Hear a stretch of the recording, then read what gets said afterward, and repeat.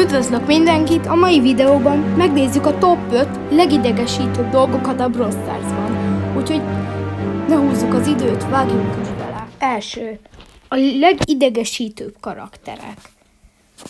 Ugye mindenki utálja őket, ott van Kit és Edgar, ott ugrálnak a pályán, semmit nem lehet ellenük kezdeni, akármit csinálsz, úgyis megölnek. Második. A toxic playerek vannak. Főleg no-skilles karakterekkel nyomogatják a dislike-okat, ha meg nagy nehezen megölnek valakit, akkor benyomják, és akkor hú de ügyes vagyok, megöltem mondjuk Edgarral a legskillesebb karaktert.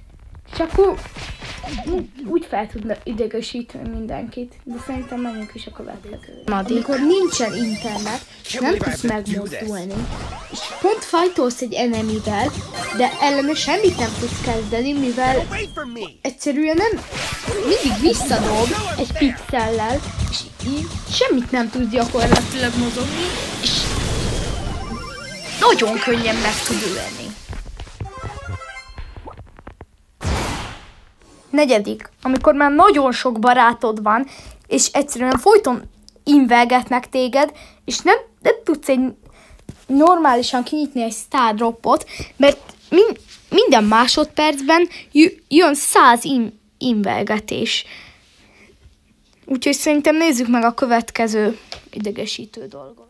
Szerintem nagyon sokatok ismeri ezt a problémát, amikor egy gem hiányzik ahhoz, hogy megvedd kedvenc karakteredet, de egyszerűen nem tudsz már sehonnan se szerezni egy gemet, és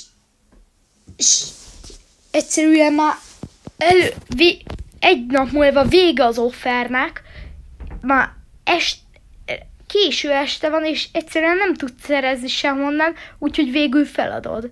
De nektek van egy tanácsom, ha felléptek a Supercell oldalára, most van 10 ingyen gem, ha eddig nem gyűjtöttétek volna be. Ha végignéztétek ezt a videót, nagyon szépen köszönöm, hogy itt tartottatok velem. Ha szeretnétek még ilyen tartalmakat látni, akkor nyugodtan jelezzétek kommentben. Én Herandris voltam. Sziasztok!